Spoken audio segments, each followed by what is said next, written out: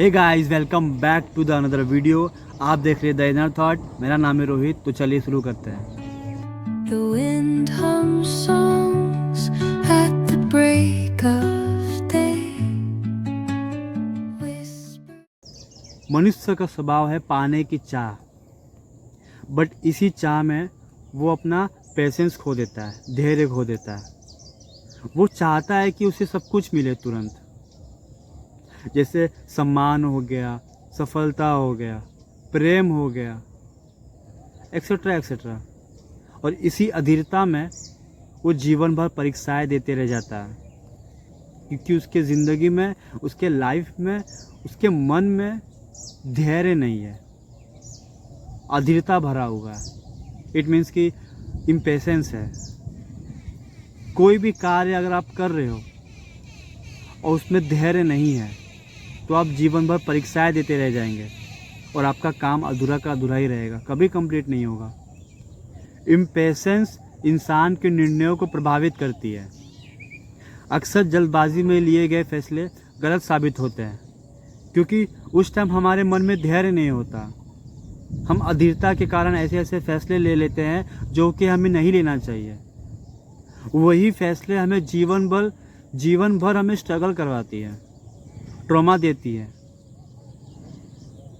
और लाइफ का सबसे बड़ा रिग्रेट देती है, जो कि हम कभी चेंज नहीं कर पाएंगे, कभी बदल नहीं पाएंगे। क्योंकि उस समय हमें इतना ज्ञान नहीं होता। कह सकते हैं कि कई बार ऐसे होते हैं, कोई नादानी में आके ऐसे ऐसे फैसले ले लेते हैं जो कि उन्हें पता भी नहीं होता कि ये फैसले उनके जीवन को कितना बदल देगा। और जब उनकी एक एज होती है समझने की, तो उन्हें वो रियलाइज़ होता है। देन वो सारी चीज़ें सीखते हैं जो कि उनके लाइफ में नहीं वर्क कर रही थी। तो ये जीवन में आप अपने लाइए, धैर्य लेकर आइए। कोई भी इंसान हो, कोई भी परिस्थिति हो, कोई भी रास्ता हो, बिना धैर्य के नहीं चलता। ये चीज़ें हमें समझनी पड़ेगी, नहीं तो ज़िंदगी हमें ऐसी जगह लेके जाके छोड़ेगी जहाँ से हम वापस लौट नहीं पाएंगे। ऐसे पास्ट को भूल जाओ जो आपको प्रेजेंट में दुख दे रहा हो। पास्ट की ऐसी बातें याद करो जो आप याद करके आपको, आपके चेहरे पे स्माइल आए। आपका आज का दिन, आपका प्रेजेंट जो है ना, वो सुगम बन जाए, अच्छा बन जाए। पास्ट की ऐसी बातें याद करो, क्योंकि सबके ज़िंदगी में कुछ ना कुछ ऐसे ऐसे पास्ट होते हैं जो कि ख़राब भी होते हैं, अच्छे भी होते हैं। लेकिन इसका मतलब ये नहीं कि हम बुरे चीज़ों को पकड़ कर रखें और अच्छी चीज़ों को जाने दें। जो अच्छे मोमेंट आपके ज़िंदगी में बीते हुए हैं ना, उनको याद करिए। उनको याद करके आज का जीवन सफल करिए, क्योंकि प्रेजेंट है वो चला जाएगा, फिर वो पास्ट बन जाएगा। फिर आप सोचेगा कि हाँ, कल के दिन तो मैंने कुछ किया ही नहीं, बस चुपचाप था। तो वो रिग्रेट नहीं आने दो लाइफ में। पास्ट की बातें याद करके प्रेजेंट ख़राब करोगे और प्रेजेंट भी बीत जाएगा। फिर एक हफ्ते बाद बोलोगे कि हाँ, एक हफ्ते मैंने कुछ नहीं किया, सिर्फ वही पास्ट की बातें सोचता रहा। एक हफ्ते तुम्हारा बर्बाद हुआ ना। इसीलिए पास्ट की बातों को छोड़ो, प्रेजेंट पे ध्यान दो। याद करना है तो पास्ट की वो बातें याद करो जिससे आज के प्रेजेंट टाइम में तुम्हें इनकरेज मिले, तुम सीखो।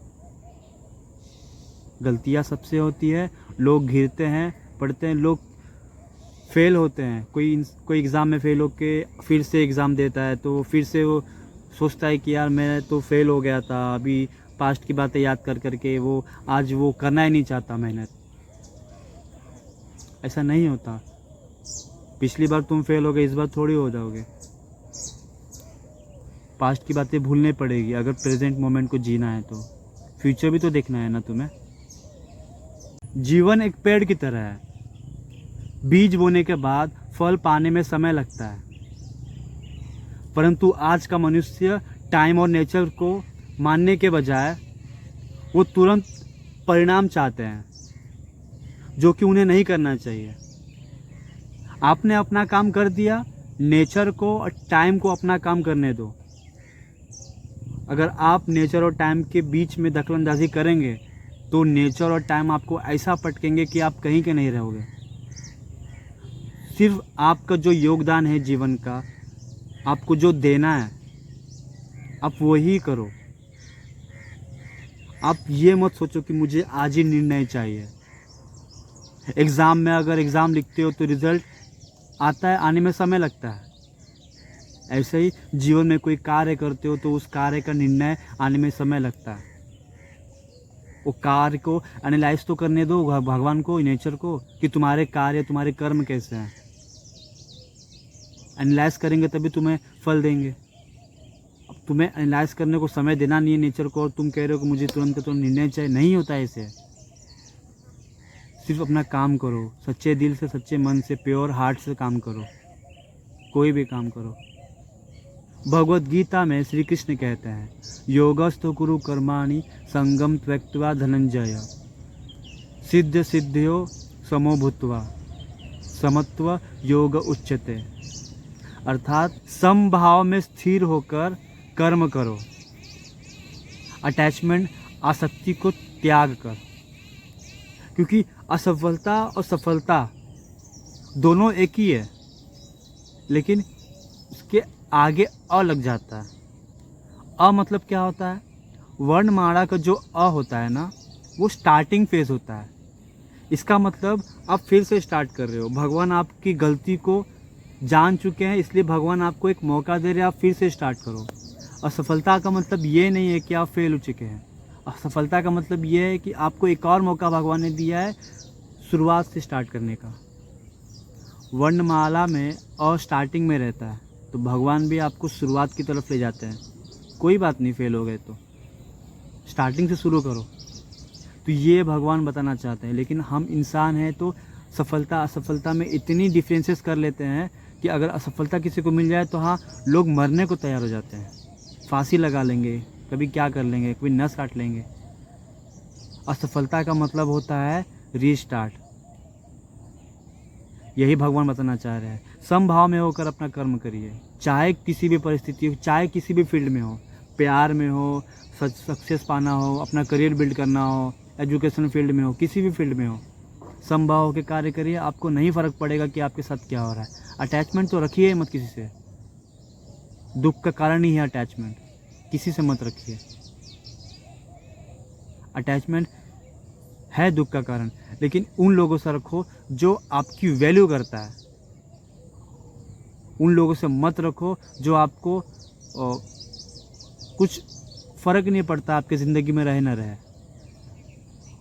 तो जिसको फ़र्क पड़ता है आपकी ज़िंदगी से, आपके प्रेजेंस से, उन लोगों से जुड़ो।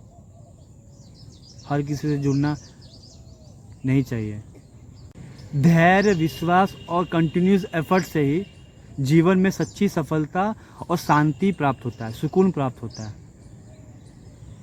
तो ये चीज़ आप समझिए। तो आई होप आज का वीडियो आपको पसंद आया होगा। पसंद आएगा तो लाइक करिए, कमेंट करिए और सब्सक्राइब ज़रूर करिएगा। तो मिलते हैं नेक्स्ट वीडियो में, तब तक के लिए श्री राधे राधे।